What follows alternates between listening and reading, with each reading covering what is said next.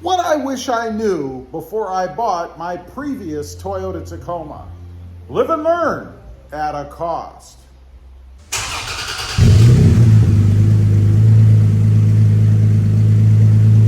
Well, good afternoon, everybody, and welcome back to RobMotive. And that's right, there are a few things that I wish I knew or had known before I purchased my previous Toyota Tacoma. I'm talking about my 2020. That was the Voodoo Blue Unicorn. Love the truck, don't get me wrong, but there were a few mistakes that I made, things that I should have known or at least thought about that cost me more money in buying that truck. Let's start at the beginning. Number one, there's no need to order. You know, I ordered that truck because I had it in my mind that I was gonna spec it out exactly like I wanted it. So I had all these things and stuff in it, and of course, it took a long time to get that truck. This was before everything that's going on right now in the world. I could only imagine how long it would take to get that truck now. It was 5 months to get that truck. I should have just taken something out of allocation. You know, I don't think I realized at the time that the dealers always have trucks coming in. Even right now, they have trucks allocated to them. They can go out, they can look, and you can see what's coming. You can put your name on one, put down a deposit if you have to. You're gonna have to wait a lot less longer. Now, does that mean you may have to sacrifice something? Maybe so, maybe not. It depends on what you're looking for. Maybe you just have to go with a different color. That might be it. I should not have ordered. I should have just taken something out of allocation like I did with my 2021. Number two, not needed options that I paid for. You know, I think I was kind of starstruck with the Toyota Tacoma and all of these cool new options that were coming out. For instance, the 360-degree camera system. Sounds great on paper, but did I ever really use it? Not really. I used it maybe occasionally if I was pulling in the garage. Now, there's an exception to this. If you're an avid off-roader and you always need to see all around your truck, that would be a more risky trail, I suppose, then it could come in handy for you. But as a daily driver in day-to-day life, when was I really going to use that? Pulling into the parking space at the Walmarts? Driving through the drive-thru at McDonald's just to make sure I didn't get too close to the wall? Of course not. And I paid good money for that option that I honestly rarely used. Four-wheel drive. I bought a four-wheel drive. Why did I buy a four-wheel drive? I don't know. It's not like I'm a big off-roader. I didn't need a four-wheel drive. We don't get weather here. We get rain. You don't need a four-wheel drive for rain. I mean, the right tires and you'll be fine. We don't get snow and ice and all that stuff. Leather. I should have known better. I paid for leather, black leather to boot. I live in South Texas where it's really, really hot and sunny like all the time. So those seats were like fire. It was like jumping into the truck because you wear shorts here and of course I wear cut-off shirts. So you jump into that truck, you sit down, it's like you're sitting on hot embers. It was not comfortable. Cloth is much better. Not to mention, I actually damaged the leather. There's more than one video about that. I'm not going to go into it. If you want to know, just search it. You'll find it on the channel. But I actually sort of ruined it myself, and I paid for it. Number three, the TRD off-road version. It was unnecessary for me. I didn't need a TRD off-road version. I didn't need a TRD anything. You know, what do you get for the TRD version? You get some stickers. You might get a little bit of different suspension. I shouldn't say might, you do. Maybe a couple other little gadgety things, stuff like that, some more aesthetic things. That's really about it. And you pay for it, which I did. I paid for it. And I learned this the hard way because on the last time around for this truck, I got just an SR5.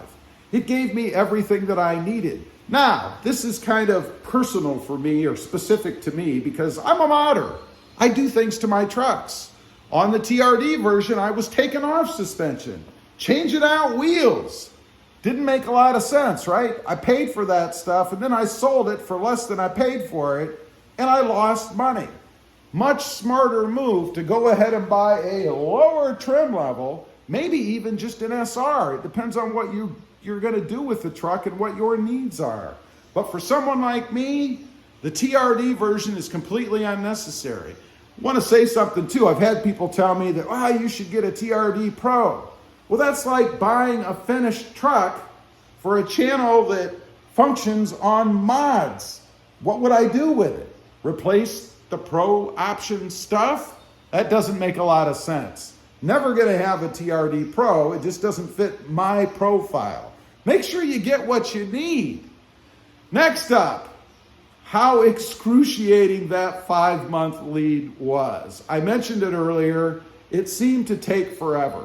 And when you're first sitting down and everything is seen through colored glasses, everything looks nice and you can't wait to get that truck with all the options and stuff on it, the wait becomes excruciating.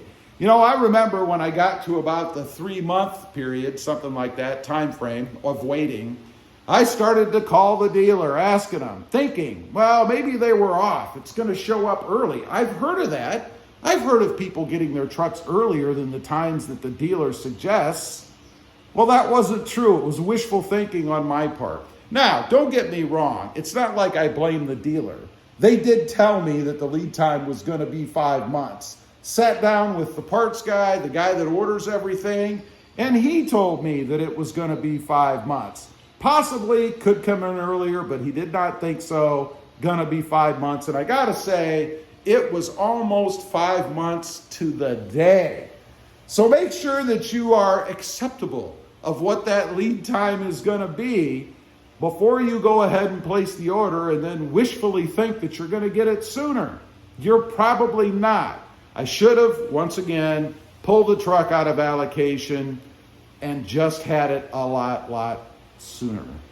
Next up, lastly, the manual transmission. I love the manual transmission. I love to drive manual transmissions, but not in the Toyota Tacoma. It's a dog. It's a dog anyway, and I'm talking about power or pickup, but throw a manual transmission into it and it's even worse. It's clunky, it's older, this doesn't feel right. It's not very modern. Now, if you're a purist and you don't care what that manual transmission feels like, it might be right for you. I've had a lot of people on the channel tell me that they love it. It's even better than they thought it would be. And I'm like, you and I, we are way apart because I don't know what you're used to driving, but apparently I've been spoiled with some better manual transmissions. Manual transmissions that are a lot more fun to drive. The comment always is, well, it's a truck. What do you expect? I guess they're right. It is a truck. Why did I expect anything different? I shouldn't have. Anyway, those are just a few things that I wish I knew before I bought my previous Toyota Tacoma. Live and learn, and don't spend more money than you need to. Really take an honest look at what you're hoping to attain with your new Toyota Tacoma before you commit or drop that money. Leave a comment. Let me know. Ever had any regrets? Is there anything that you wish you would have known before you bought your last Toyota Tacoma? Or maybe your first? I'd be curious to know. Also, real quick, I do have 2 additional channels. RobMotive JT, all about Jeep Gladiators, and RobMotive MT, all about mini trucks. Currently, the 2022 Hyundai Santa Cruz. Check them out, and if you're interested, please consider subscribing. Thanks for watching. Stay informed out there. Bye.